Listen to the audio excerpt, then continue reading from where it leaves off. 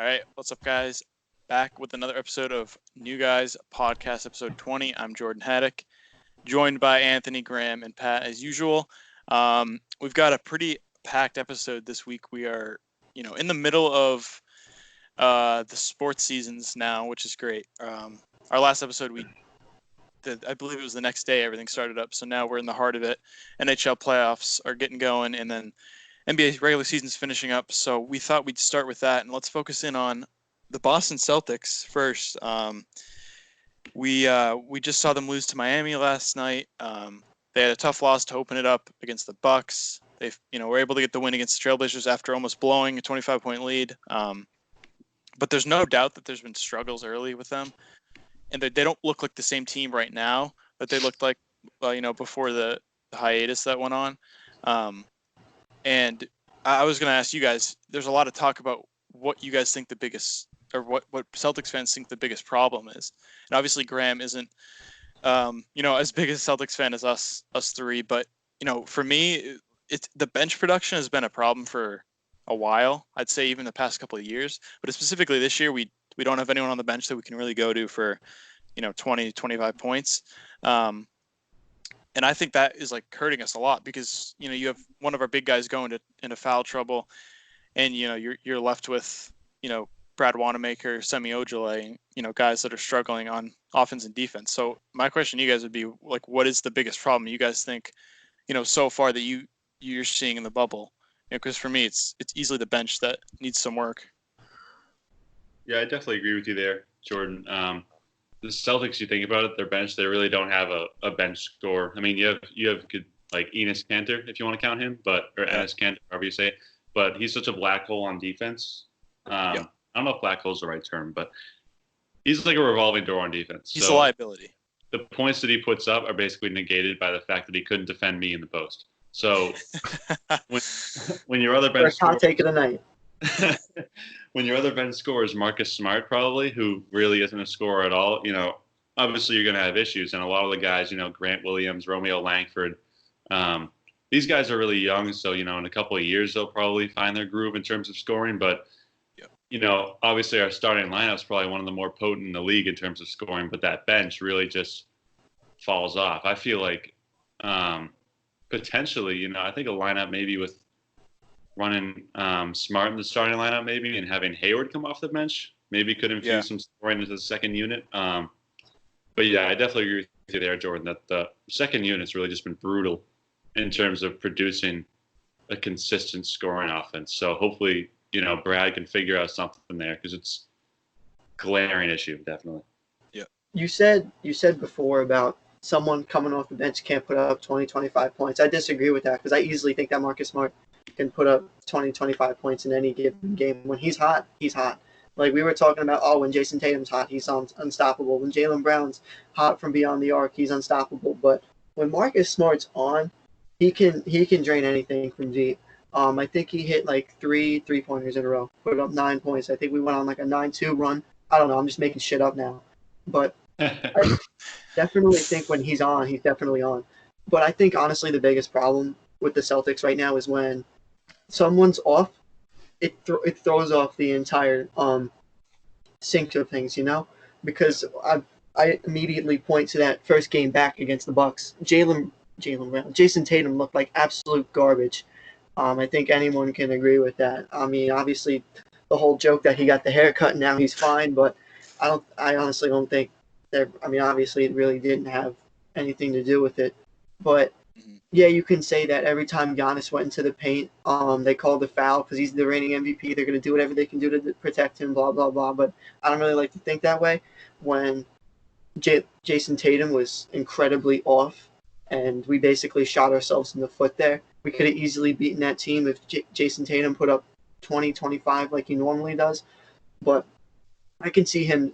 He's slowly starting to get back into his groove. I get it. He hasn't played basketball at that high level. I can't say he really hasn't played competitively because I don't know what he's been doing in his downtime, but he hasn't played at this high level like this, so you can't really knock him from there. I know when I get back on the mat after some time off, I'm definitely rusty with my timing and stuff like that, but you can't knock him there. So once Jason Tatum's back, I think this team's going to be a serious threat.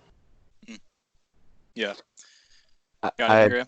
I've got to agree with y'all. I think that I'll get more into this later on in the episode, but I haven't been watching a whole lot of the NBA lately since the restart. But the bench is just the biggest thing to me. I could name maybe one player on the Celtics bench. I know I'm not a diehard, but like it's rough. It's rough. You got you got the starting five, and then that's it. And you know, obviously some of the teams that make the deeper runs into the playoffs over the last couple of years, like Toronto this past season, Golden State, obviously they're pretty top heavy, but they've had depth. Cleveland, all of these teams that are in the conference finals and make it to the NBA finals, they've got the depth. And that's one of the main reasons that they get there. And if the Celtics want to get to that level of competition and prestige in the NBA, they've got to step up their second and third line production. That's just the bottom line. And there's no doubt that, and it's hard to come by a Lou Will or someone like that can give you 30 points at any given night. I can see. Well, they had him Yeah. with Terry Rozier, and then I know, but us. I know, but I wasn't. I Like was not fond of paying him what he wanted there. And if it was a trade off of Kemba for Rozier, I was fine with that. But one thing what Anthony said about Smart, I do agree that he has some offensive ability, but the problem is with the offensive ability that he gives some given nights, the other nights he like shoots us out of games where he just thinks that he's on and tries to get into a groove when he really doesn't need to be. Like I know he wants to be this like offensive like spark that everyone wants to have come off the bench, but his inconsistency with like the three ball, thinking he can shoot it, it almost hurts us more than it helps us when it comes to his scoring ability. And one thing I'll say to like kind of, we can kind of wrap the Celtics segment up, but if you guys have anything to say, you can add on. But like we faced Milwaukee, who's easily the best offensive team in the league, with the presumptive MVP. Up there, yeah. Okay, one of them, I guess you could say. Yeah. Maybe the Lakers, Clippers, but other than that, they're definitely one of them. And then had to face Miami Heat, who are a 3-point shooting machine. Obviously, we saw Duncan Robinson just eat us alive with those backdoor elevator screens that were just killing us. We had guys running all over the place. But I think Celtics fans need to keep it into perspective of like these games really don't matter that much, in the sense that if we can win the games that, like the game tonight against Brooklyn, like the 2 games we have against the Wizards, Miami isn't going to catch us. They have to catch us. They have to beat us. And they did their job last night, but it's not like we're a game out of the 2 seed. We're locked into the 3 seed as long as we win the games that we should win. And if that means resting Kemba an extra 5 to 10 minutes, or playing some of our Langford or any of the other lower bench guys to give them some more minutes, I'm fine with that. And I think Celtics fans are overreacting, thinking that this is the end of the world and that we're not going to be able to succeed in the playoffs. Yeah, I definitely agree. Like the playoffs is the playoffs, and at the end of the day, some of these more inexperienced teams, you see like the Heat, obviously they have Jimmy Butler, but guys like Bam Adebayo, Tyler Hero, Duncan Robinson, they don't have experience in playoffs at all. Whereas we have guys like Kemba Walker's been there a couple times, I think 2 times, Graham, right? 2 or 3, can't remember. Never won a first round, so. Tatum and Brown, obviously. You could hear the pain in his voice. yeah, pain.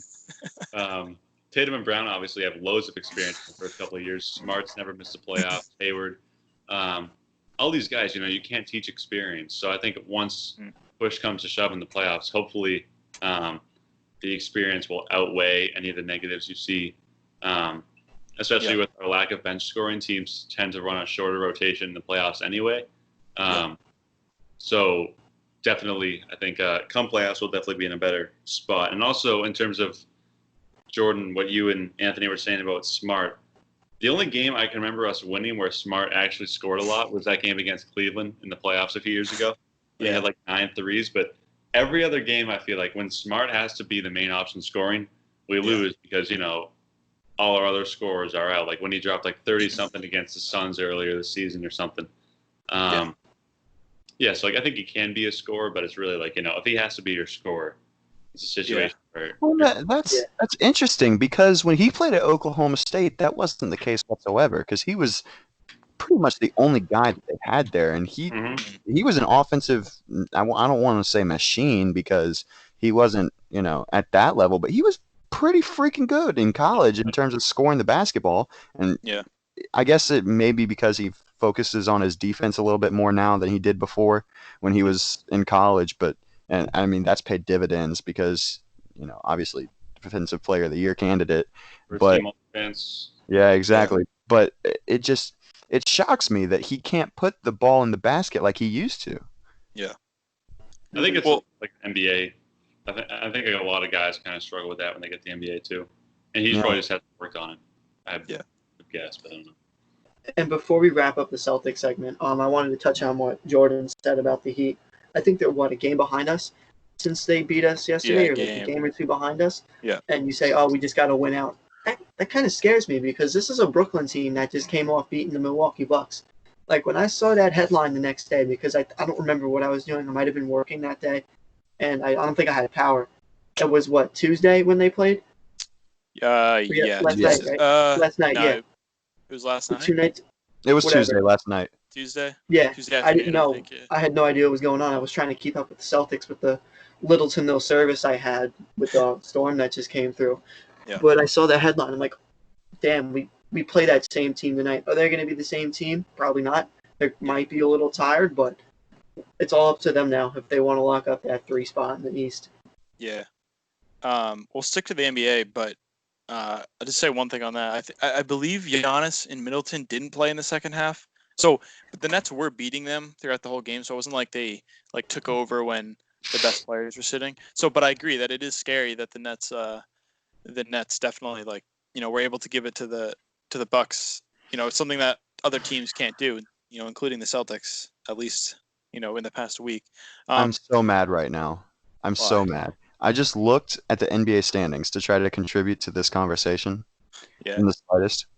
You want to know something? What? The Wizards have fallen below the Hornets in the standings based on their losses in the bubble. Is Beal even playing? I think Beal's playing. No, That's pretty sad. like shoulder surgery or something. I think. Oh, so he's not playing. Okay. Their They're a best full game and a half behind us. So Yeah. their top 2 scorers are out, which Yeah, their teams. They're the worst team in the league without Bradley Beal, easily. They have all. They're all young guys, or they're like washed veterans. Their best player I think is what's his name, Rui Hachimura right now. Mm-hmm. Who's a He has rookie. potential though. Yeah, he's a rookie. Oh, he does. He's nice. He's So the Yeah. Heat are a game and a half behind the Celtics right now. A game and a half. Okay. So theoretically, we play the Raptors once. We play the Wizards twice. And we Mhm. play the Nets once, and then Tomorrow the Heat have Milwaukee. yeah, the Heat have a very tough. They play Milwaukee. They play the Pacers twice. I think they might. I don't know who else but they've got a tough schedule. That's one of the other things they need to look at is that the Heat have probably the toughest schedule out of anyone in the bubble, and then we have one of the easiest ones, honestly. And of course, we're 1-2, which isn't a good showing. But I wanted to ask you guys. So we're now about a week-ish into the. Was it a week? I don't remember the first It's game was right Friday. about a week. Yeah. So about a week in. Generally, the top teams in the league have stayed, as the top dogs. Like the Lakers have secured the 1 seed. The Clippers had a bit of a slip up yesterday with the Suns, where they lost to that absolute dagger. Nasty. Devin Booker. Yeah. Devin Booker just showed why he's one of the best out there. But Still overrated though. yeah, I would agree. He's got MVP potential, but not for he's got MVP potential for the same reason James Harden has it, where he can just score an absurd amount of points. But I wanted to see, what do you guys think of? Who do you think is a dark horse to come out of the playoffs? Pacers. And I would say stay clear of the top 3 or 4 seeds and don't be biased and pick the Celtics. But who in the 5 through 8 do you think could come in and beat a top seed and take over the playoffs? For me, I know the Sixers are constantly joked on about how Brett Brown's an idiot, which he is, but how they just can't get anything going when they have probably one of the most talented rosters in the league. And I don't want to say this, but they could easily upset the Celtics in the first round. It's not. I don't think it'll happen because I think the Celtics will be able to suppress Embiid enough. But I mean, they have the talent to come through, and if they can go out and beat the Celtics, that shows that they have the ability to beat pretty much every team, at least in the East. So I would go with the Celtics, but I mean the Sixers. But I think that like, what do you guys think of any other teams that could come out and shock the NBA? I think that as long as PJ Tucker keeps playing the way that he's playing, the Pacers won't lose to anyone. Like Yeah. he is playing like a man possessed. NC State product, by the way. Yep. So, I like, dude, his stat lines are incredible. Like he didn't miss in the first half yesterday. He took like what was it, like 11 8 or 9 shots? shots. Yeah. He was 8 for 8 or something. Yeah. He's knocking down absolutely everything. Leader in August scoring for the NBA. Yeah. And a lot of people counted out the Pacers, rightfully so, because at one point in time, Sabonis had said he wasn't playing because he was he had injured his foot, I believe. Oladipo had originally said that he wasn't going to play, but he was going to the bubble because he didn't want. He wasn't a COVID thing. It was just that he had just gotten off of injury. He didn't want to re-aggravate it. And then he comes back and says he's going to play. So then everyone's like, all right, Pacers could do something. They still got Oladipo. Now PJ Tucker TJ Warren, not PJ Tucker. Comes I may have said PJ Tucker already as well. Whatever. We know what you're talking about. Warren comes in and absolutely lights up the bubble and is arguably the best player so far. So he's kind of replaced Sabonis in the scoring aspect of the game. And you're right, Graham. If he can, if he can keep this up, I should say, if at the end of these 8 games he's averaging anywhere near 25 Kawhi points. Leonard, yeah. Okay, we'll slow down, but I think he's a great young player, but I think the sample size needs to grow a little bit before we start making claims of he's a top 20 player in the league. Oh no, I'm not saying all that, but right now he's putting up Kawhi Leonard numbers. Sure, but I would say even James Harden numbers in terms of scoring, 51 points, 53 points. Yeah, he's definitely hot. The Pacers, organization, you think about last year we played them in the playoffs and they Oladipo is out, they're whatever they're doing, their coaching, their front office is just maybe it's because they're in Indiana. I don't know what it is, the Hoosier mentality or something, the underdog mentality.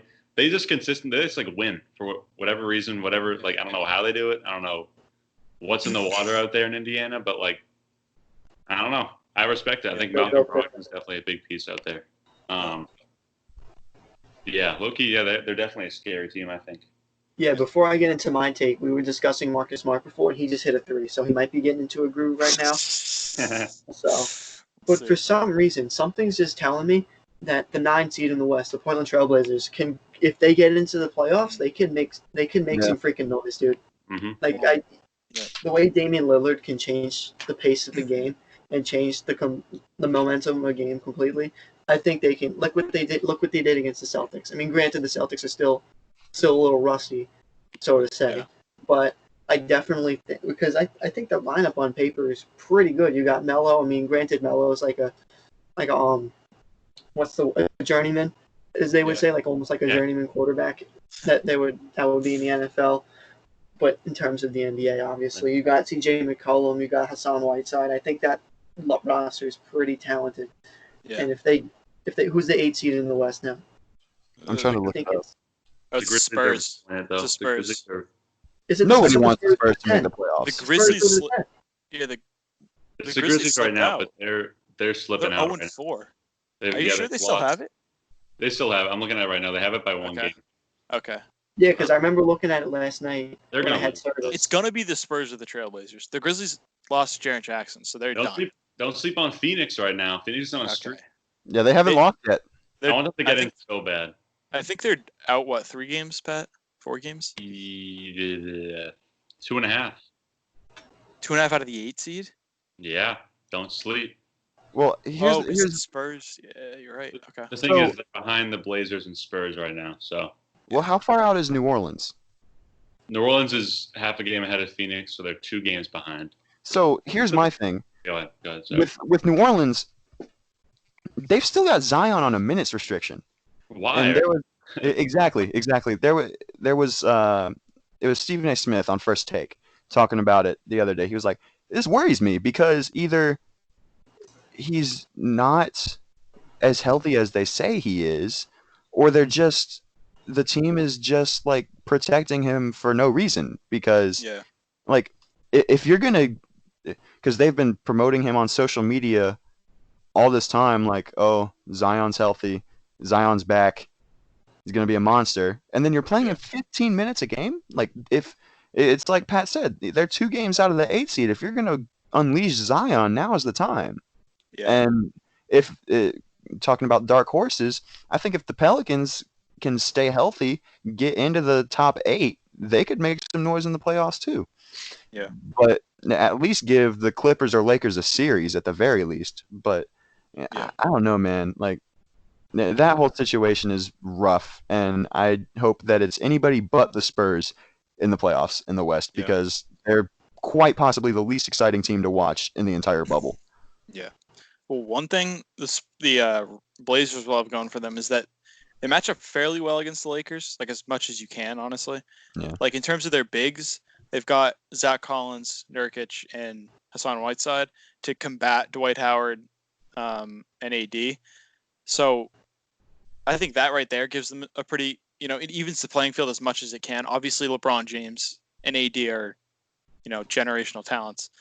But like you said, the Spurs, if they get in, it's just going to be a team of, it's gonna be the team of like a team that got hot at the right time and snuck in because the Grizzlies lost someone. It's not going to be like they deserved it really. Mm-hmm. So it would suck for the Spurs. They'd get run over by the Lakers. But it would, if the Blazers do get that 8 seed, Anthony's right. If they could make significant noise if they knock out LeBron in the first round, and honestly, they would go down. They would go down in history because people would point to the LeBron loss in the first round as like one of the big focal points of why MJ is better than LeBron, which would be interesting because they'd go down in history with that. I wanted to move on a little bit, not to stick to the NBA because we still want to discuss what's going on. But there's been a lot of players. We were talking about Carmelo Anthony, obviously TJ Warren. We were saying, but getting into the playoff picture and seeing the playoff picture start to form now that we see a couple teams losing key players and teams falling out. Do you guys have one player in mind where you think this playoff run could change their career for the better in terms of like, and also in terms of importance to their team, like to their respective teams? Like for me, I would say, I don't know, a guy like if Ja Morant can get in, even a good first round series against the Lakers would be great for Memphis just to see, how he can perform in the playoffs. If he can continue, his success from regular season into, a 7-game series. Maybe a guy like Luka who hasn't had, playoff experience, I believe any, right? He didn't make it last year. No, I didn't. I don't think so. He if they can somehow win their series against probably the Clippers or Clippers or Nuggets. Or Nuggets. But like someone like that, I mean, the guys that could easily make a huge impact and maybe move up in the ranks of top players in the league. Is there anyone that you guys, other than aside from like Jason Tatum and Brown and Celtics guys? I've got a couple personally, maybe too many. First, I think Devin Booker, if they can make the playoffs, I know like they won't beat the Lakers, but that'll be huge for him because his big thing is he wants to make the playoffs, and he hasn't done it in 4 years now. So if he can lead his team and he can, put up 30-point games or something, people are going to give him credit for that, obviously. No one expects him to beat the Lakers, but if he can get a game even, I think that would be huge. And back out east, I think up in Toronto, Kyle Lowry and Pascal Siakam, I think. Obviously, Kyle Lowry got like a huge last year. Yeah. What'd you say, Anthony? I said Fred VanVleet because when they beat the Lakers, the Lakers the other night, right? Yeah, they proved that they didn't need Kawhi. That's the reason why they're the champion. They're the reigning champions. And I genuinely forgot that the Raptors were the reigning NBA champions because it's been over a year. And by now, I would have thought we would have crowned a new champion, but given the circumstances, we haven't. But that team was just so freaking good the other night, and I think Fred VanVleet was a big part of their what's the word? I don't think success is the right word, but the reason he's the reason why they blossomed so well against the Lakers the other night. And I think if he's on, he could definitely make an impact. And obviously Damian Lillard. I saw what he did to my Celtics the other night. So I'm pretty high on him. People forget that Van Vliet was the second best player during the finals last year, other than Kawhi Leonard. Like, he just can take over a game from the point guard position in a way that few can. Like, he's such a good game manager, which is very rare in this day and age at the point guard position. But to answer your question, Jordan, I think that guy that stands out for me in the way that you're talking about is Shai Gilgeous-Alexander. Because if the Thunder can do some stuff in the playoffs right now, that I think they're looking at, they're either going to get the 5 or the 6 seed in the West. They're tied with the Rockets right now. They might be able to move up to the 4 depending on what happens, but the whole 2 through 6 in the West is pretty close. Yeah. But if the Thunder can make it, win a playoff series, and Chris Paul is no bum. He went to my middle school, so I mean I love it. I'm not even joking. My mom taught him in middle school. My mom taught him in middle school. So connection. Cool. Went to, yeah, it was pretty cool. Yeah. So I've always been a Chris Paul fan. So I would love to see the Thunder do well. But Gilgeous-Alexander is one of the players that he's starting to get some recognition. He made the Rising Stars game this year, but I think that if he can make noise in the playoffs, especially in the Western Conference where the competition is really tough, I think that he'll move up in the ranks of players in the league pretty heftily, especially considering that Thunder team isn't very deep. They've got Lou Dort coming off the bench out of Arizona State. He's a pretty good talent. Hamidou Diallo is also pretty solid. But besides, they've got Bargnani. I think it's Bargnani. Gallinari, my bad. I was thinking Andrea Bargnani for some reason. They got Gallinari, SBA, Chris Paul, and Steven Adams. But beyond that, they don't have a very deep team. And if Gilgeous-Alexander can carry them into at least a second round, maybe beyond, I think that he earns a lot of respect in the NBA circles. Mm-hmm. I'd agree. Yeah, that West race is close. There's a lot of interesting matchups that could come up with that. I think the Rockets OKC would be a great game just because of like Russ back, against his hometown team. But in terms of I want to just jump back to the dark horse teams. I think the Rockets are, they have two players on their team that both probably get the most criticism in terms of playoff success among the league. Russ hasn't made it anywhere since KD left, other than the first round exits. Harden obviously made it to Game 7 against the Warriors, and then their entire team shot themselves out of the game in that like historically bad 30 missed threes or whatever it is. So I think, but the thing is about them, I think they have the ability to, with 2 MVP candidates, or not this year, but MVP caliber players, they have the ability to beat any team honestly in the NBA. 2 former MVPs, might I add. Yeah, but their style of like, I think it's called like the 7-second rule, where like you want to get a shot off in the first 7 seconds of the shot clock once you get it over half court. It's like the Steve Nash Suns back in the day. They call it 7 seconds or less.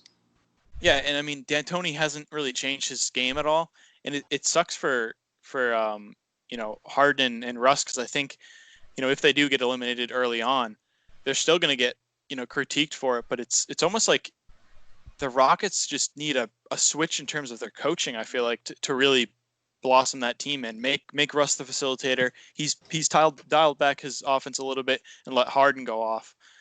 And I don't know. I think they have some ability to make some noise. Although their small ball bullshit that they run sometimes is just ridiculous, and they would get worked into next week by the Lakers, with AD and all those big down low. But I wanted to just throw them in there because I'm a big Russ guy, as we've seen in previous pods.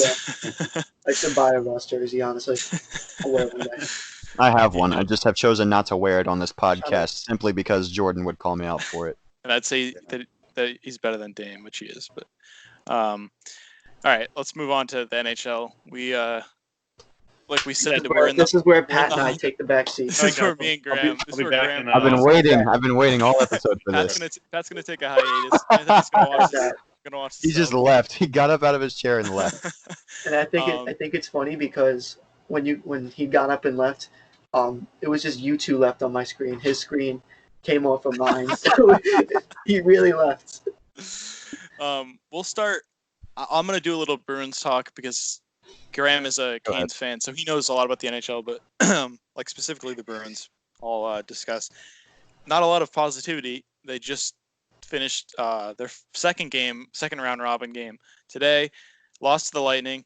They lost previously on Sunday to the Flyers. Probably the worst possible start for the Bruins in the bubble. Now I believe their highest seed they can finish is third or so, third or fourth, which is not ideal. And a lot of people are looking at, what the problem is with why we can't, seem to like get our act together. And then again, I think it falls on the top line. There was a good amount of invisibility again in Tampa. Not to say that they weren't involved in the game and getting pucks deep and pucks in the net, but again, we had Chris Wagner, our fourth line center, score our first goal or our second goal, and Charlie McAvoy, a defenseman, score our goal to get on the board. So when you have guys like David Pastrnak, who's in the MVP conversation, when you have guys like Patrice Bergeron, who's one of the more respected defensive, offensive-minded players in the league, and Brad Marchand, who puts up consistently near 100 points, if not more than 100 points every year. We have all of those guys not putting numbers up on the scoreboard. You're just not going to win games. So it's definitely scary to watch. These our numbers slowly slip down to the 4 seed. But I think in general, I'm still optimistic just because we have the talent, and we were the only 100-point team in the league. There wasn't anyone really close to us, I think, in terms of success that we had during the regular season. There was obviously teams like Tampa and the Blues who were talented rosters, no doubt. But I felt like literally we could beat any team before the hiatus, and now it's looking more like the top teams that I fear, the Capitals and the Lightning, are still those top dogs, and they can still give it to us on any given night. But I'll give it over to Graham for his Canes talk, because I know the Canes just had a great series win, and they're officially the first team in the NHL playoffs. Well, I wanted to mention this. Pittsburgh has blown a 3-1 lead against Montreal, and it is now 3-3 at the end of the second period. I don't know whether to cheer that or not. I don't either. I hate the Canadiens. So here's my thing. That's rough, because my brother's a Lakers fan and they just lost, and now that's happening. He's also a Penguins fan, so I hate your brother. It's all over the place. I hate your brother.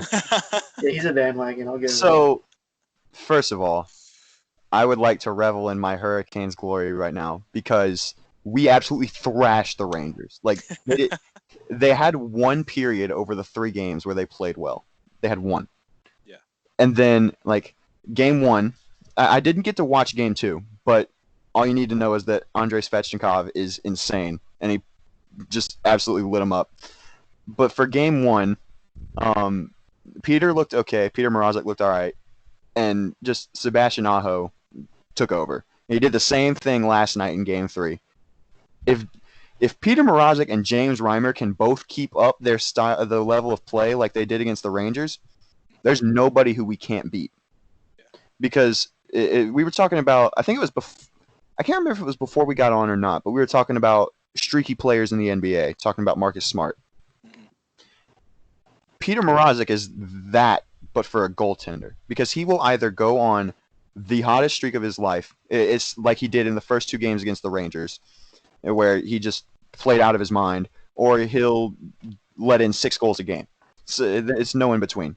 And obviously, I mean, I don't know how to feel about it, because the Rangers, they've got the offensive talent, no question. They've got Panarin, they've got Zibanejad, they've got people who can put the puck in the net, but they're also not the top talent like Washington or Tampa or Boston. So I, as a Hurricanes fan, hope that I don't care how it happens. I don't care what has to happen.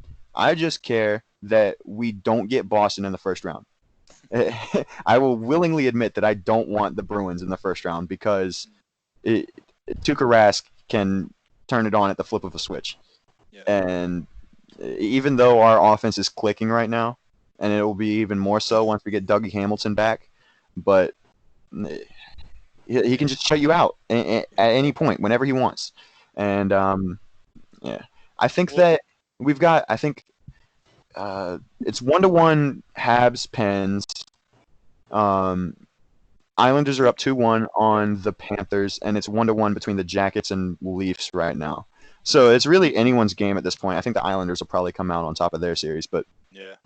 the thing is that the round robin is so up in the air right now. Like Tampa's obviously playing pretty well, but with it only being 3 games, anything can happen at any given time.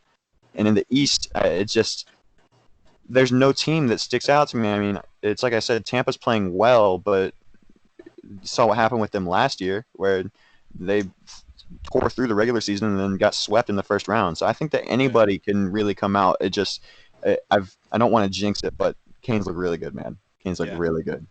Well, and one thing about there's a lot of issues with, or I don't think there was a lot of issues, but there was a lot of proposed issues by all fans about how the round robin and the play-in tournaments were set up, which I can kind of see how like a team like Pittsburgh, who is going to make the playoffs, is now having to fight Montreal, who really had no business getting near the playoffs. I believe they were like 6 back with like 10 games to go. They weren't going to obviously make the playoffs. So I can see that there were some issues, but what I don't like, and I'm going to call out Bruins fans right now, a certain amount of them, that they're on Twitter and on social media saying that the format is screwed up, that we just got screwed out of the 1 seed. We should have already started with 2 or 3 points to give us an advantage over the teams because we had a lead. And you know what? I already hate this talk because it's almost sounding like to me, if we lose in the first round or we lose, don't win the cup, Bruins fans are going to be going at whoever won the cup and saying you don't deserve it. We finished in first, which I hate because we talked about it a couple weeks ago of how are championships going to be viewed this year in terms of how much they mean. And we know we're going to have a section of NBA fans, NHL fans that say if LeBron wins, it's not going to matter as much. If Russell Westbrook and Harden wins, it's not going to matter. If the Celtics win, the Bucks were the better team and they would have won if it hadn't stopped. You're going to have people like that. But what I don't want is an overwhelming majority of fans to try to like negate the title, which is what I think Bruins fans are already starting to do. And I don't like it because if you're starting this early saying the format's effed up when you played awful against the Flyers, didn't show up at all against your exhibition game against Columbus, and then come into Tampa and have one good period of play and then get absolutely taken over in the last 6 minutes to lose the game with a minute left. You just don't deserve to win, and we haven't deserved to win either of these games. So Bruins fans just need to bite the bullet and realize that we're gonna have to play Carolina, we're gonna have to play the Penguins, we're gonna have to play the Islanders, and we're not gonna get an easy matchup in the first round like we had hoped. But I think you're right about the Canes. They obviously made it last year to the conference finals. They, we did 4-0 sweep, but you guys were able to beat the Washington Capitals in the first round. So you obviously were no slouch, and a couple of those games could have gone either way. It was just a matter of, I think we had a lot more experience on our team with Bergeron, Krejci, Chara, McAvoy. The big guys. Well, to be honest, I don't think it's even that. The Canes are just the number one problem that the Hurricanes have is that they're not disciplined. We take way too many penalties. And Boston's power play was just outstanding last year. We couldn't do anything to stop it. Good this year too. It's good this year, and the Hurricanes are still taking penalties like it's candy from a baby. So that's why I'm scared. Another reason on top of Tuukka Rask. That's why I'm scared to play the Bruins in the first round or at any point. But yeah, if Boston can keep their power play up, they won't have trouble getting out of the first round, I wouldn't say, but it's also up in the air. You don't know who's hot yet. Yeah. And the second round is going to be interesting. The first round will be too, because if we finish in the four spot, we're probably going to play Pittsburgh, unless, of course, you just said Pittsburgh is, blew the lead at least today. If they end up losing their series to Montreal, who knows what happens? But generally, if we finish as the 4 seed, we're either getting the Hurricanes or the Penguins, and that would be a good series in itself, either one of those. But even in the second round, you're going to get us, you guys, the Capitals, the Lightning, the Penguins, some Flyers, some form of matchups there. Maybe the Leafs. Yeah, exactly. Like they're all elite teams in the league. So it'll be interesting to see how it plays out.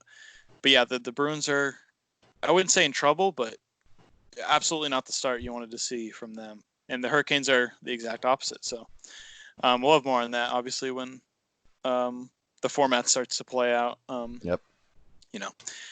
So we had a Pats update in our little outline we drew up before the episode started. Well, I don't really know if you guys want to touch on anything with the Pats. We've talked about the Newton Stidham thing. There really isn't anything. There's no new developments. Nothing's We talked about the opt-outs. Yeah, we talked about the opt-outs. I don't really think there's any need to really discuss them yet, just because we don't want to sound redundant about what we're saying about them.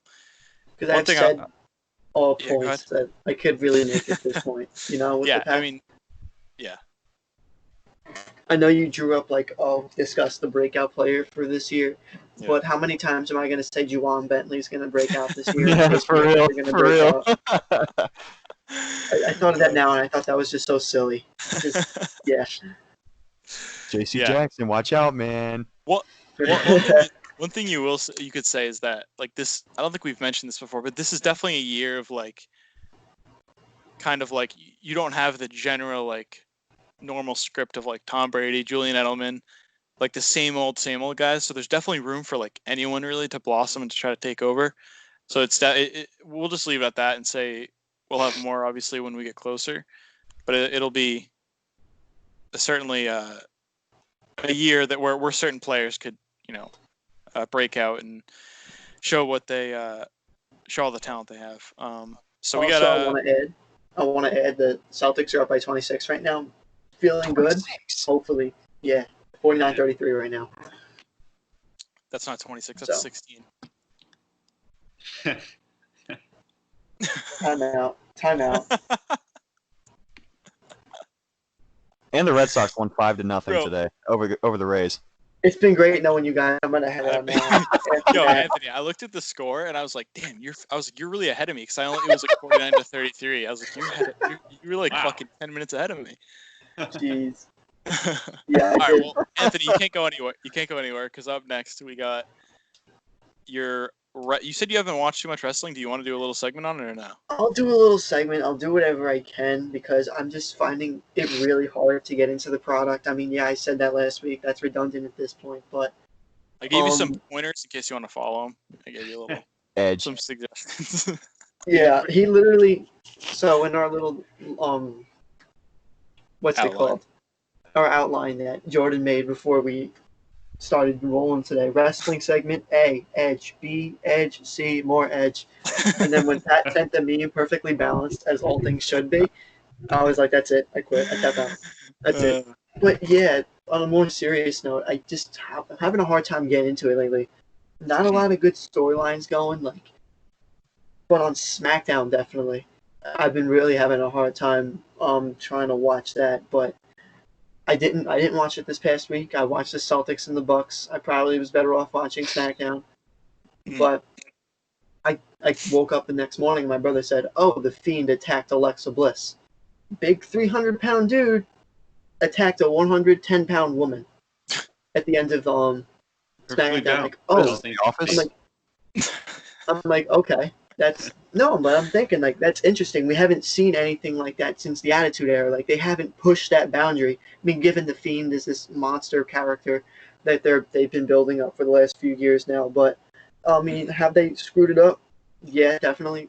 Especially the Goldberg match and that Hell in a Cell match. I'm not going to get into that. But it's definitely interesting because I think Bray Wyatt, as I've said in the past, is honestly one of the most brilliant minds in wrestling right now. Just because he's so good on the mic and he just knows how to tell a story. You just I'm glued to the TV every time he's on when he's doing his Firefly Funhouse segment.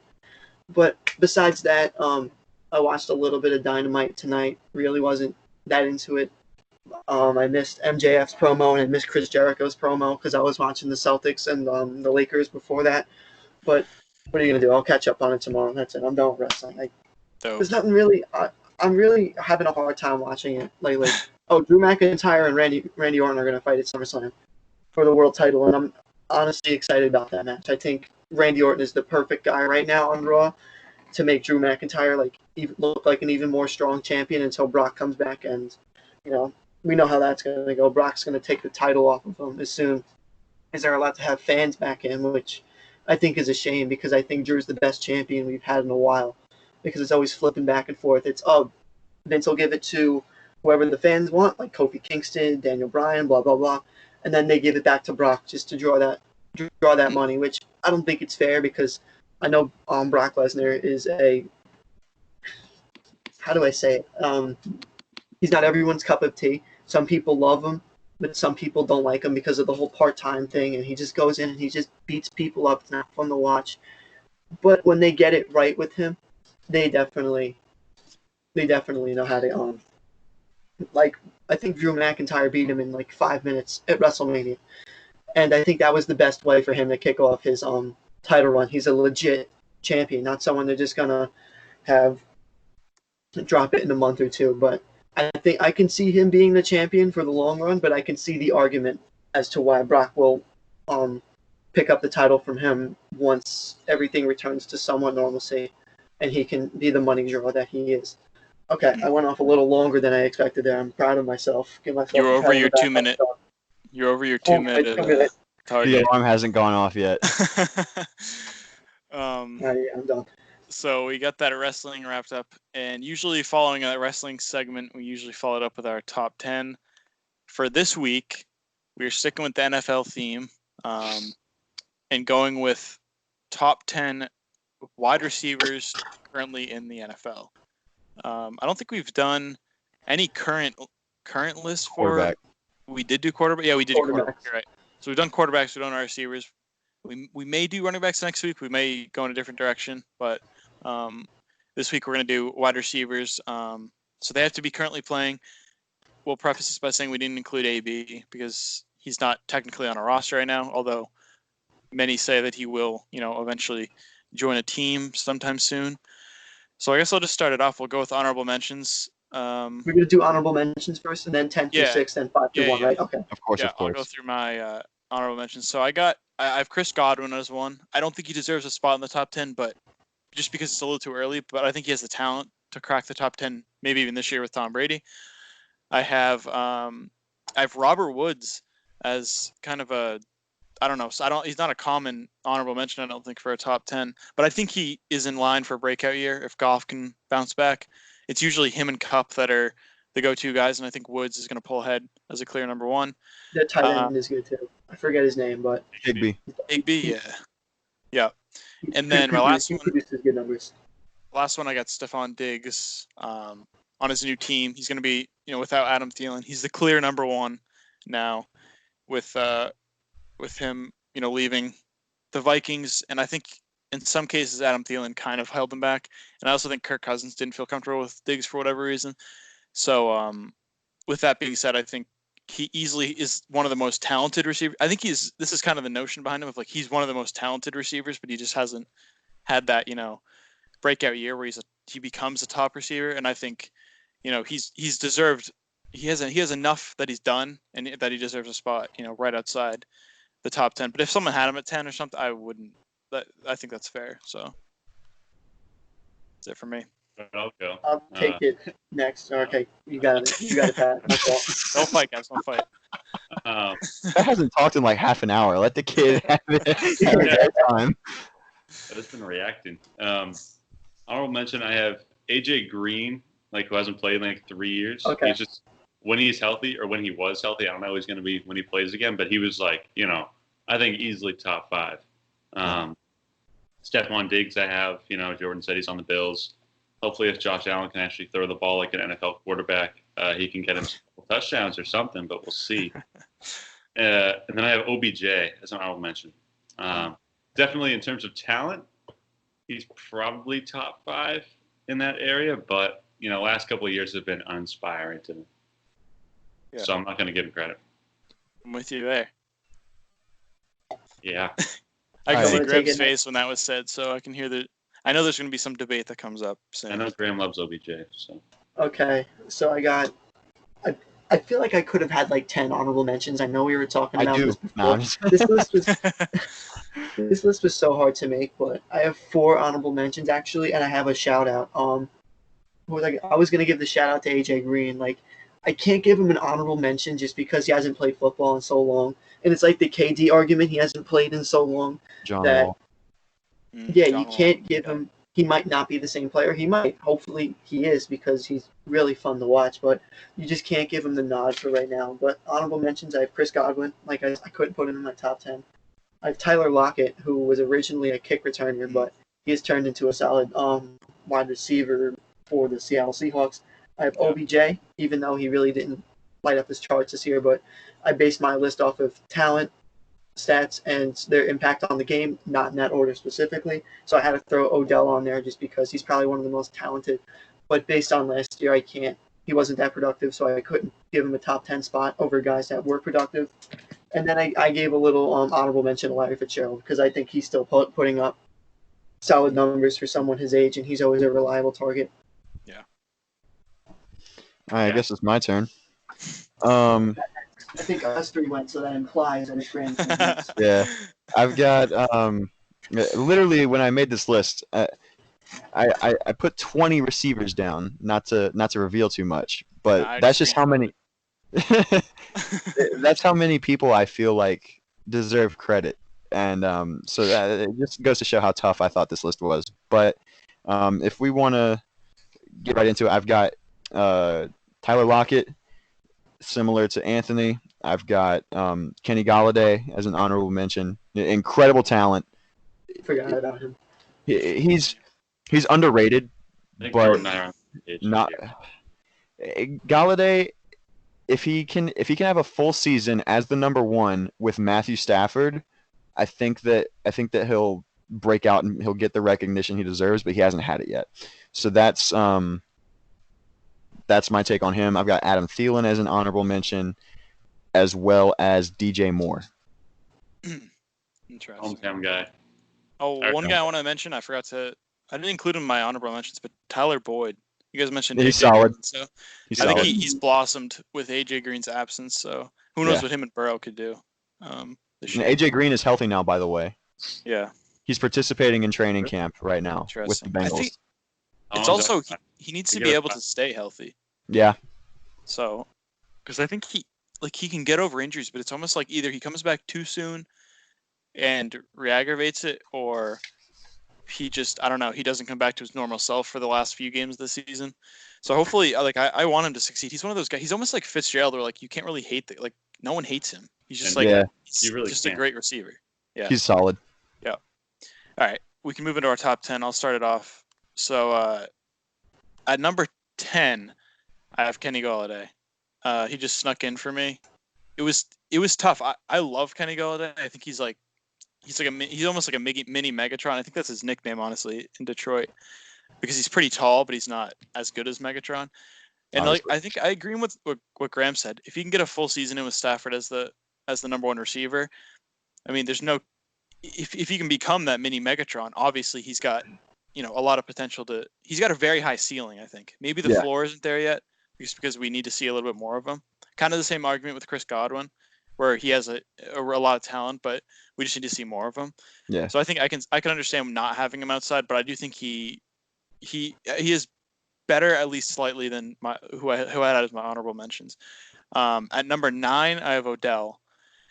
I was trying to figure out whether to put Odell a little bit higher, or I could put him at 10 and flip him in Golladay, but I decided 9 was a decent spot. At 8, I have Amari Cooper. At 7, I have Keenan Allen. And then at 6, I have Mike Evans.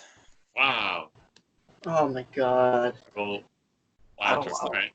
Wait, what's the problem? Anthony, what's the problem? Mike Evans is not better than Keenan Allen. Yes, he is. He's not better than Tyreek Hill. He's not better than Tyreek Hill, because I know you have Tyreek Hill in that 5 spot, or the 4 spot. But he put him below. Wait, who are you saying isn't better than Tyreek Hill? What am I saying? Because I know you have Mike Evans. Mike Evans is too low for me, and that's just absolutely mind-boggling. So you think Mike Evans is better than Tyreek? I think he is better than Tyreek. Yes, absolutely. Okay. Absolutely. Disagree. All right. But go on. All right, well, here's my list. Pat's turn. So, like Jordan, I have Kenny Galladay at 10.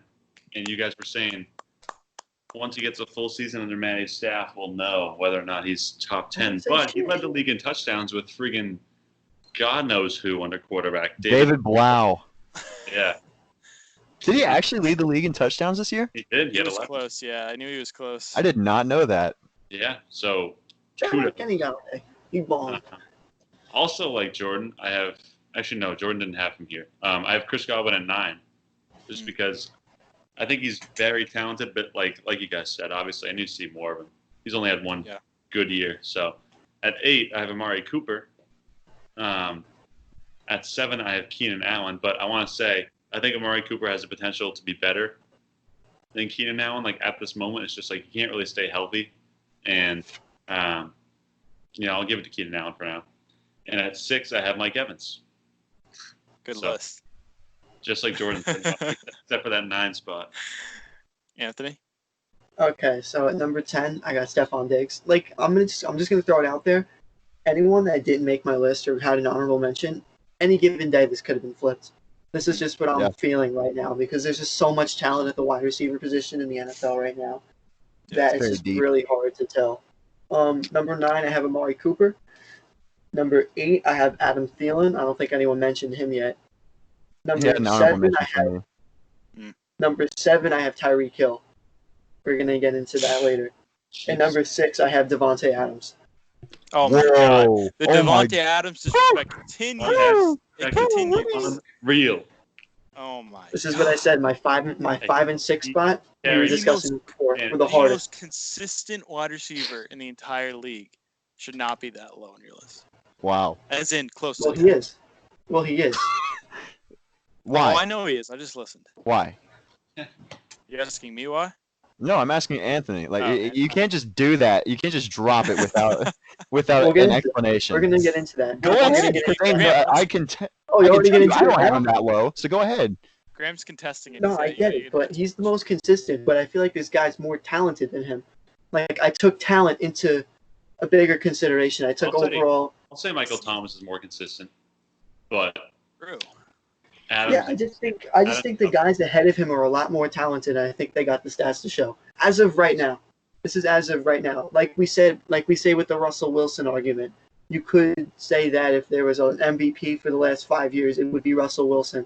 And if you were to say there was an MVP for the last 3, 4, 5 years at the wide receiver position, Devontae Adams would be a lot higher for me.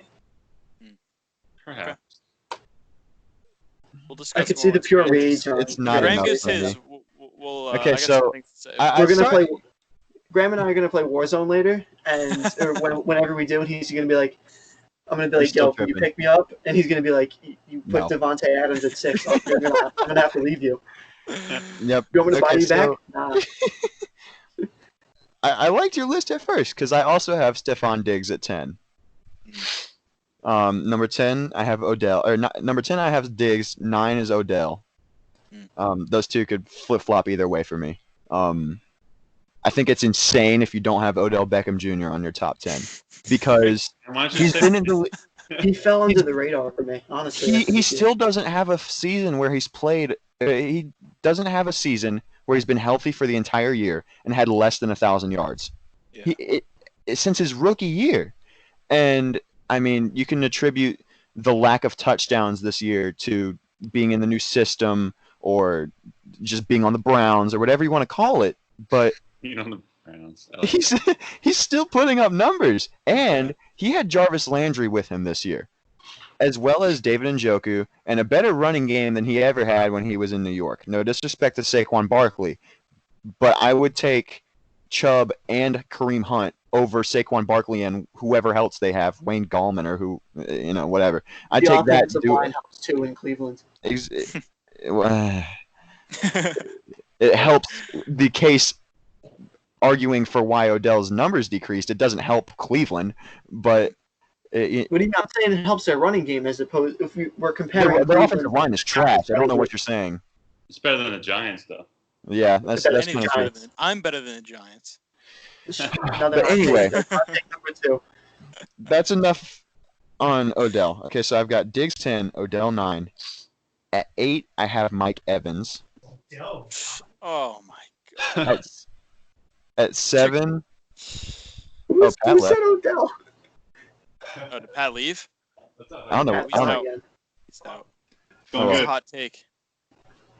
Pat, Mike Pat, to get Evans out of here when you at heard that Mike 18. Evans take. Mike Evans is way too low. Keep going. Okay, 7, I've got Keenan Allen, like many others here. Okay. Slayer. Greensboro's I thought on, you by the would way. have him Greensboro, higher. North Carolina. No. I thought you would have him higher because you'd have Yeah, his so did jersey I. on. And at number 6, I've got Tyreek Hill. No, bro.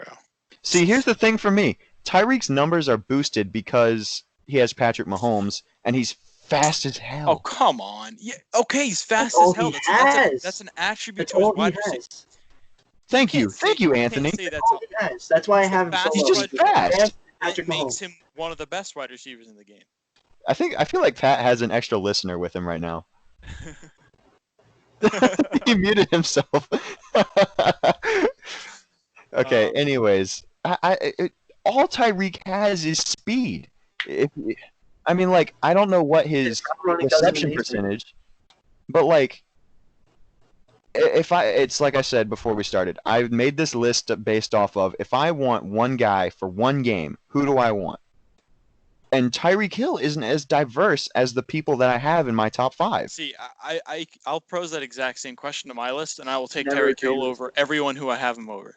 So I guess we just disagree on how Tyreek Hill could perform in a one game. Like, Well, see, but my thing is this: I think Tyreek Hill he has helped make Patrick Mahomes into the guy who he is today. You say that Patrick Mahomes has made Tyreek Hill. I think it's actually well, they've made each other a if you little look bit- at their career trajectories. Sure, but Tyreek Hill's ability to blow by cornerbacks shouldn't be a knock on why he's not one of the best receivers. It shouldn't be like, well, he's just fast. Well, Mike Evans is just tall. Like, But he's not complete, is what I'm saying. The In other what guys way? in my top 5 are complete. See, okay, if you take the entire route tree and you give it to any of the wide receivers I have in my top. To be fair, my 5 and 6 spot was very difficult for me. Tyreek Hill could have been number 5, could have been number 6. So okay, so take that with a grain of salt. But if the wide receivers in my top 5 that I have, they can run every route on the route tree to perfection and come down with the ball any given time, no matter who you have them up against. Tyreek Hill is, I mean, if you Tyreek Hill can need burn a any push corner down, in the league. exactly. If you Aside need a from- fly route or an out route or anything like that, he's got you covered. If we're talking about I've seen- slant I've routes seen over the Tyreek middle, Hill you should have mock empty people as like one. nobody's business too. Like, I'm- I don't know when it was. I think it was his first game back. I think he missed a couple games this year. He was playing whoever the fuck it was. Sorry, I just made the video explicit. No, Jordan took care of that one like 5 Don't minutes worry, in. I Don't got worry you. about it. Anyway, yeah, he mossed people in double coverage, got in for the touchdown. I mean, like, obviously he's not the biggest guy, but you know, this is Tyreek Hill, one of the best athletes in the NFL, speed-wise, Yep. vertical-wise. He's strong. Obviously, he doesn't have like the vertical game some other guys might have, but I don't think he's a slouch when it comes to jump balls. I don't think you I'm can not saying knock he's him a for slouch. What are you knocking him for? Those route running? No, not even that. I just he He's doesn't not have. complete.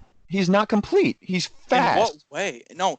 See, I think what you guys are Sure. saying is that he's not complete because he's a unique receiver that we He's haven't seen in a long one-dimensional. time. In what I- way? I- I don't He's not understand it. perfectly Say it. balanced. I think he's one of the Because he's most not That's all tall? he should be. receivers in the game. See, like if you look at Julio Jones, that dude is fast. He's He's big. He because he's tall. Okay, so what? Usain Bolt is tall. That You doesn't just said that. explain You why said he's that Tyreek fast. Hill shouldn't be high because he's He's because built he's as just fast. Fuck, I had to say it there. Julio Jones, I think, is the most physical wide receiver in football. I never He's, said I Tyreek think- Hill's better than Julio Jones. Now he's turning it against himself. Look at him. We're not saying that. You're You saying mentioned that, you Julio know, Jones. because we're bringing. I'm giving an example of someone who I feel is more complete. And I I mean, I don't know. Would you kind of. rather have? Are we talking about Mike Evans over Tyreek Hill? No, we're talking in about general. Tyreek Hill. Just why I don't think he's a top 5 wide receiver. Oh, so I was kind of thinking the same thing because there's just something about Tyreek Hill that like makes me not want to put him top 5. At the same time, I think he checks all the boxes. I also had to put him at 6 instead of 5 because he's a woman beater, and that was that for me. You put AP pretty high. That also went into it. You put AP pretty high. Hey, but Okay, but what AP did pales in comparison to what Tyreek Hill did, and if you say otherwise, you're tripping. But they're both scumbags. That's fair. I mean, Ray Lewis killed 2 people, and he's. No one They had don't want you OJ to on know their that. list. I want to go that OJ's route. I don't know what you guys are talking about. You're saying he's guilty of something. I don't know what you guys are talking Alright, about. Go ahead, Jordan. All right. Top 5. Go ahead, Tom. Okay, here's my top 5. Well, one last thing I want to say on Tyreek Hill. The reason I don't think it's a fair argument to say that he has Mahomes, so therefore he's working off of I think every single wide, like Devontae Adams works off of Aaron Rodgers. Do you think he'd be the receiver he is today with Aaron Rodgers? I don't think so, but that shouldn't be a knock on him because of the quarterback he played with. Michael Thomas, it gets a lot of people overrating him, but also wouldn't be the receiver he is without Drew Brees. So I don't think you can, if you're going to do that, you got to be consistent. Where I think Devontae Adams should be lower on your list if you think that quarterbacks make the receiver considerably better. And especially with Tyreek Hill, he has the ability to just like throw his route out the window and just kind of like motor around wherever he wants. And then when he's open and he cuts back from going all the way to the end zone, he's going to be open. And he does so much work outside after the catch where it's just like Mike Evans might go up 20 yards and catch a ball in the end zone. Well, Tyreek Hill's going to be back all the way at the 30-yard line of their own and catch the ball at the 50 and take it for a touchdown because he beats anyone in a race. So, all right, I'll go into my top 5. So at 5, I have Michael Thomas. That wasn't. Oh wow. Ooh. Okay, that's low. Sorry, Okay, Yeah, I missed that. that's low. I thought I had him low. I did too. At 4, I thought I had him low, but I feel better about myself now. Jordan, who'd you have at 5? I missed that. MT. Michael Thomas. Oh, dude. Um, I don't like him either. I love his delayed reaction. bro, are you? The guy is the only target on that Saints team. Like Whoa. Just, you could say it's only target. DeAndre Hopkins, like Devontae Adams. Devontae Adams isn't the only. I don't think he was the. Maybe last year you could say that, but he hasn't been the only target on the Packers. I don't know. I think MT. Hey, I don't know. Maybe Jimmy Graham. I guess That's your he boy. could have been. He is my boy. You're right. Jordy Nelson in his prime too. I think they played together. Maybe for 1 year, but not too long. I think MT could have gone 4 for me. I don't think he deserves a top 3 spot. He could have gone 4, but I'm gonna go ahead. I have Tyreek Hill at 4. I have Devontae Adams at 3. I have Hop at 2. Julio at 1. All right, I'll go. I thought he said Coolio at 1. I was like, what? I've got. What did you just say? Don't worry about it. It doesn't deserve recognition. I heard Coolio instead of Julio. I didn't even hear the difference in the 2 words. Go ahead, Pat. I'll just go. I'm just gonna block that up. I have Tyreek Hill at 5, where he belongs. Devontae Adams at 4. Michael Thomas at 3 in the top 3. I think rightfully so. Most consistent receiver in the NFL, Jordan. 2, I have Julio Jones, and 1, I have DeAndre Hopkins. You have Hop at 1? Yeah, best hands in the league. Easily the best hands in the leave. You can Go ahead, Anthony. Go ahead, Anthony. He stayed my list. All right, number 5, I have Keenan Allen. I gave him a little love. I thought you were gonna crap He on me ain't for top that, 5, but he's good. Okay. Yeah, Number damn 4, right. I got Mike Evans. Number 3, I had Michael Thomas. I had Michael Thomas at 3, which I was scared about. I'm like, I feel like I put him a little too low. But then Jordan put him at 5, and I felt a lot better Boom! about myself. I dropped an absolutely hot take. He went Hiroshima though. Okay. Hey, And then number 2, I had too soon, Pat. Too soon? too soon for what? I thought he was going to go a different direction. All right, Oh, all right. no. Moving on. Okay. Number 2, I have D-Hop, and then number 1, I have Julio. Out of baby. See, Anthony knows how to make a damn list. That's Except right. for like 5. Except for like 5 through. No. He put Mike Evans at number 4. You can't say he knows how to make a list. Mike Evans deserves Hey. better than Keenan Allen. Don't do. I'll pull a J on you and just say he's doing the list so he gets more clicks. Don't do that. Don't go there. If any of the 4 of us were to do that, it would be Anthony. Yes. Lamar Jackson, 6, Anthony 7. did that with Lamar Jackson at 6. He True. did. 7. Because I genuinely thought that. I genuinely Yeah, thought I that know at the time. you did. I can't believe it. All right, Graham. All right, Let's- number 5, I've got Amari Cooper. Okay, Number hot take. 4, You got on my Devontae case for Adams. having Keenan at 5. Right. No, you're a Cowboys fan. Because Amari Cooper can do whatever you want on the offensive side of the ball. He can beat you So underneath, Tyreek Hill. take off deep, and he can toe tap on the outside. Keenan He Allen, can I do think, is just the best route runner in football right now. Tyreek Hill doesn't need to do any of that because he just blows by every cornerback that gets put He on. runs Complete a wide streak. receiver. He doesn't need to be complete. Okay, Tyreek, run Whoa. straight. You got it, coach. For my list, you need to be complete. Okay, I'll say that much. I think For number Cooper, 4, Cooper, Diggs, and Allen are the best route runners in the league. I think. Okay. yeah. Yep. 4, I've got Devontae Adams. Good man. Number 3, Michael Thomas, Good where man. he belongs. Number 2, Julio, and number 1, Oh Nuke. my god. Well, at Good least we got some man. diversity this week. We don't have the same one. Yeah. So okay, I don't have a problem with either you or Anthony having Julio at number 1 because he's just a beast. He's Sure. he's an absolute monster. Like I wrestled back and forth between Julio and Hopkins at number 1 for a while. Like when I showed you my phone earlier, I have Julio at number 1 in the version that's in my notes app. But I feel like DeAndre Hopkins just you can put him on anybody except Stephon Gilmore and he'll have himself a game. So like Hell yeah. yeah. I just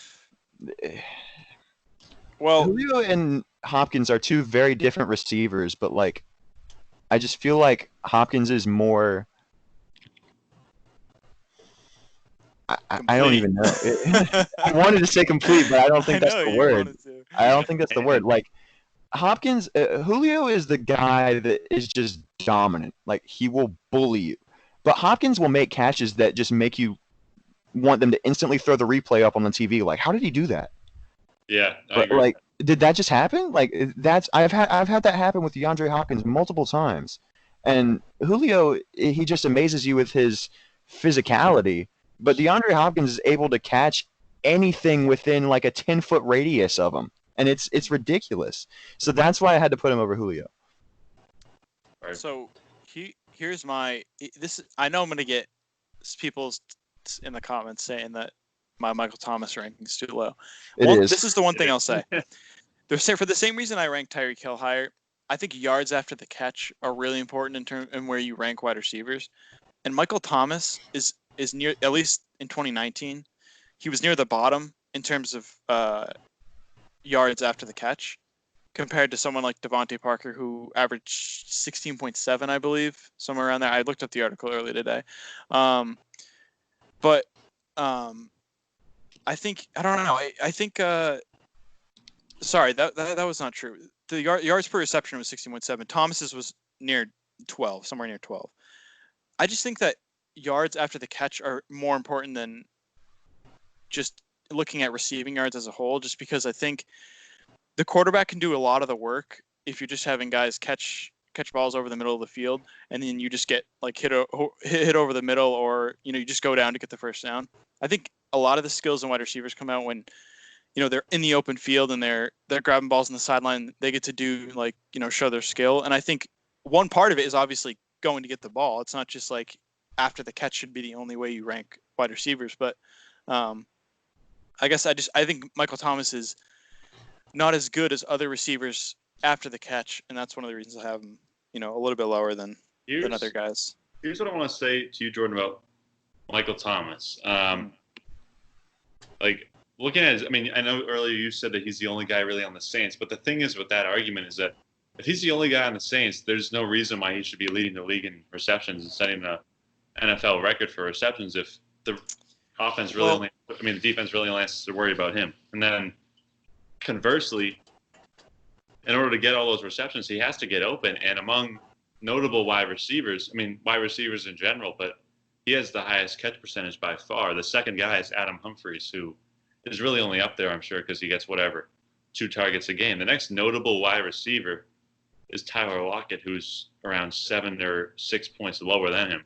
So I think if you're looking for consistency, you want a guy who can pretty much do everything. Michael Thomas can go up and get the ball. He can get open. He can do a quick, everybody makes jokes about the slant routes, but he can get open quick. He can go up and get it over double coverage, over single coverage in the end zone. He can kind of get you with his speed. He's not the fastest guy out there, but his route running is elite. His hands are elite.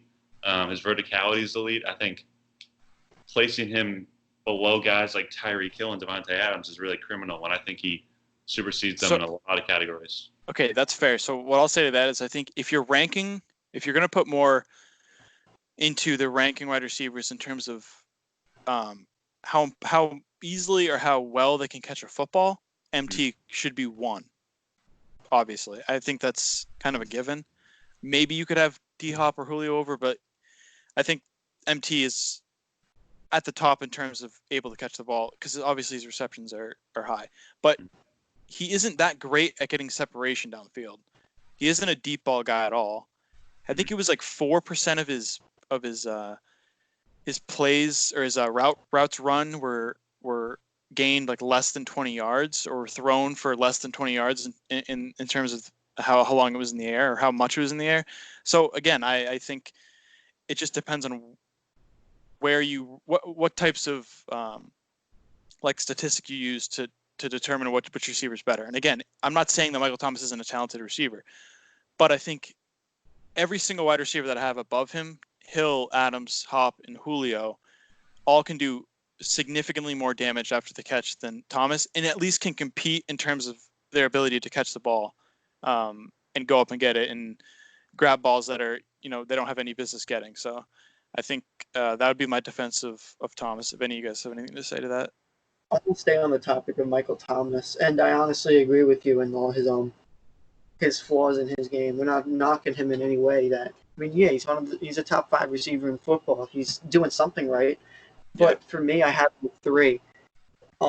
I can't see him jumping up unless either A, he improves on any of the things that Jordan mentioned, but I think that's going to be really hard if Julio and D-Hop don't decline in any way, Yeah. So, but I was watching Good Morning Football the other morning, and they reported something that he said he is 100% confident he can break his record. And at first I thought, oh, this guy is arrogant. He's so full of himself. How are you going to recreate a record-breaking year?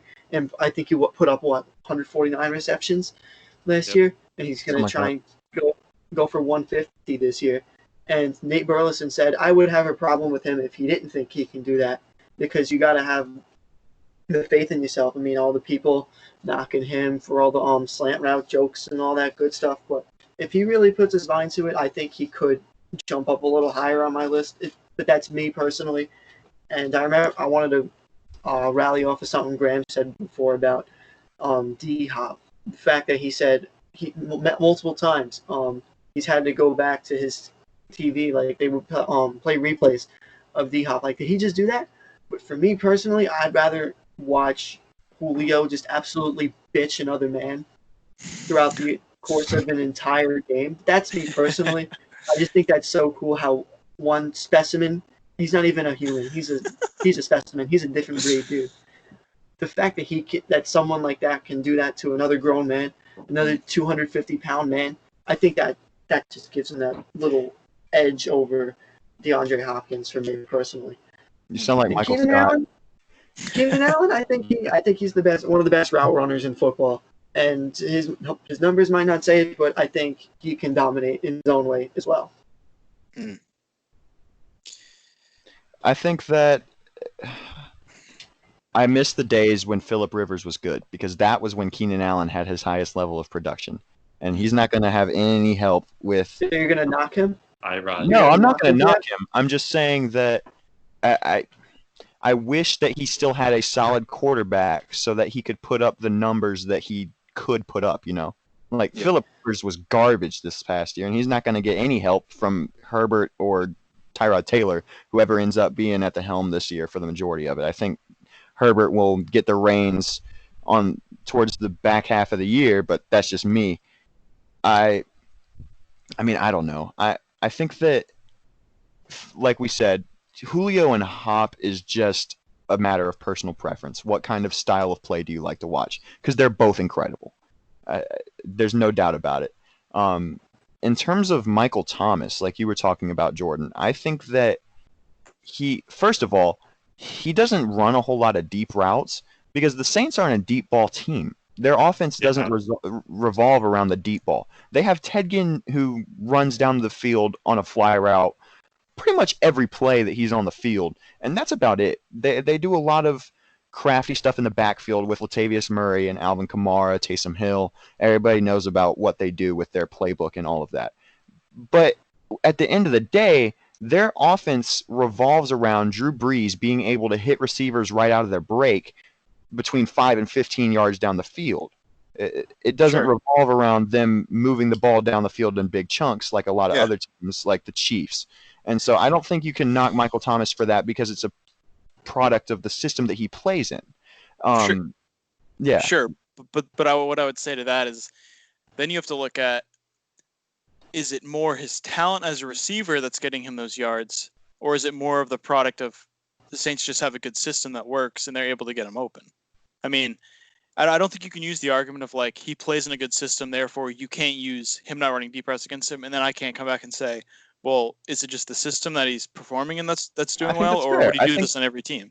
I think that's fair. I think that the system and Michael Thomas feed off of each other, to be fair, because the system Yeah, I agree. Saints try to run wouldn't work as well as it does if Michael Thomas didn't have the skill level that he does. Sure. And vice versa. Michael Thomas wouldn't be the wide receiver he is if he didn't play in an offense that benefits his skill set. Yeah. The way that it does. Yeah. So, yeah, I think it goes both ways. But I still think that, he can boss up anybody you put on him, especially because, like Anthony or Pat, whoever it was Pat, everybody knows he's the best wide receiver on that team. Now that they have Emmanuel Sanders, it might be a little bit different. I'm interested to see how that offense works this year. But there's no reason that he should be getting as many catches as he does when everybody knows that he's the first read out of the backfield for Drew Brees. So he'll definitely be getting a lot of double coverage treatment this season.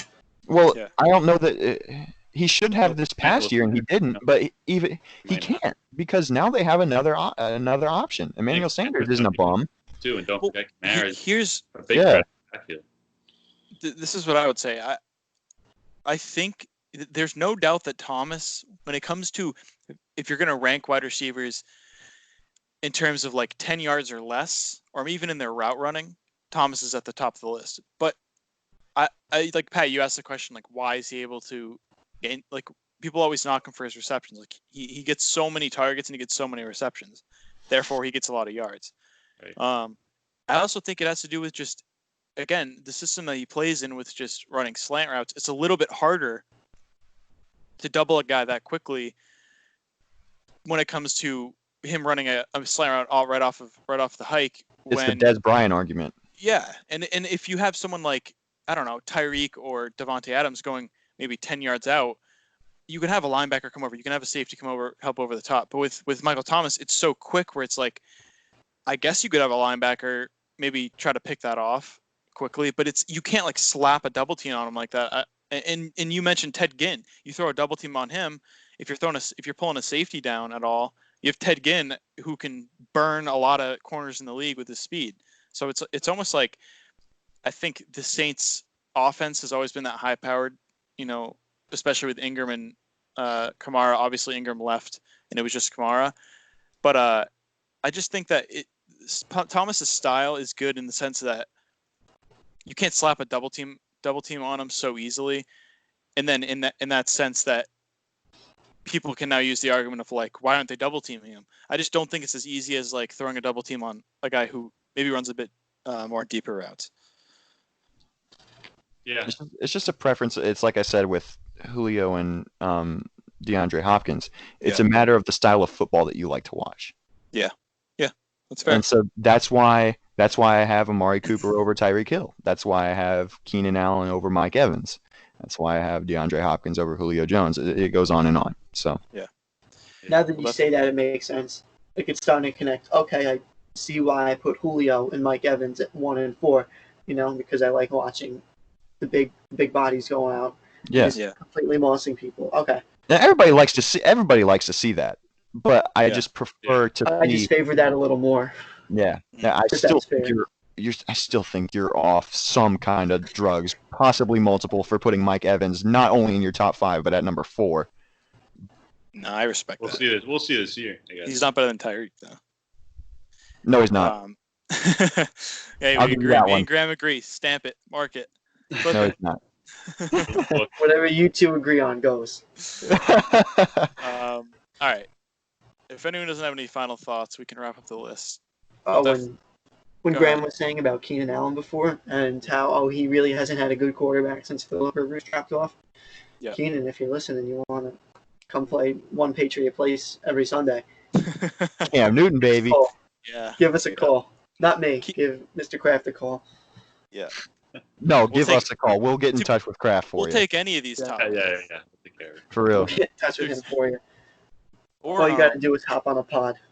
That's all you got to do. That's the fee. Oh man. All right, that wraps up the list. We'll post that whenever this episode goes up, probably Friday again. I'm As sure always. we'll get some pushback from some of our spots. I think I'll get some MT pushback. Oh, But most that's definitely. fine, You'll I'm get ready it from me. I'll go in the comments. I'll go to war with you. I All most right, definitely will. Engagement. that Wait, real quick, that- before we go off. Yep. Update.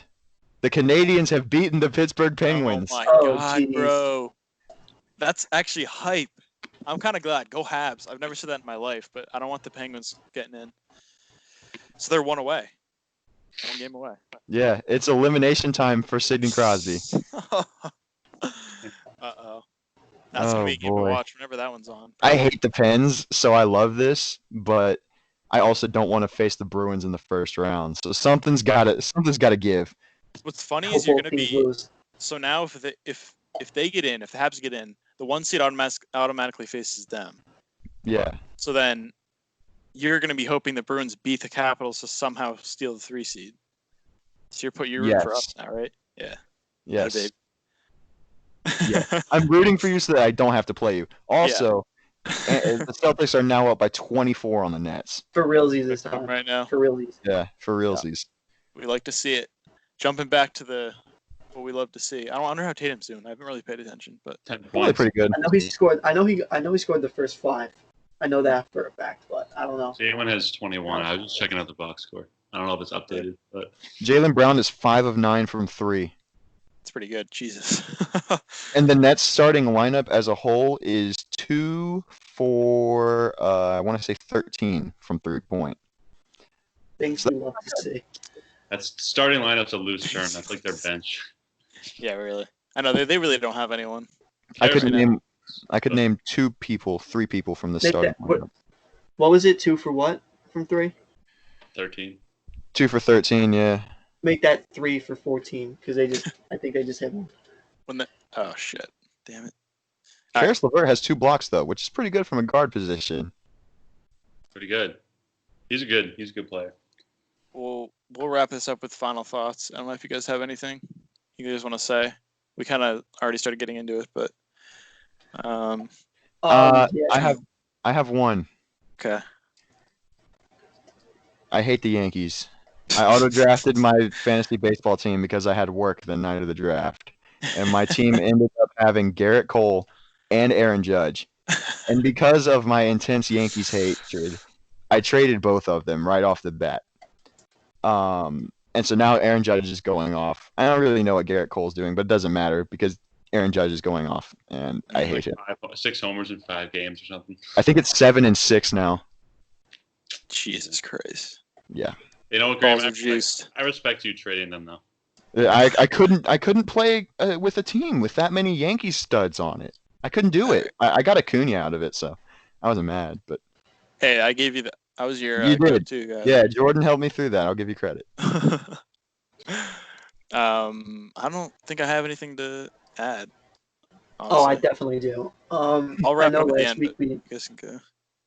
I- go ahead. we put on the main page last week the fundraiser for Jared. I think we're closer to $25,000, maybe even $30,000 right now. I'm not entirely sure. I haven't checked it out. So I know we put that on Ride the Waves main page. So anyone who swiped up and donated, thank you. I mean, I know you guys are probably out way the fuck away from Lindenhurst, New York, a little small town on Long Island.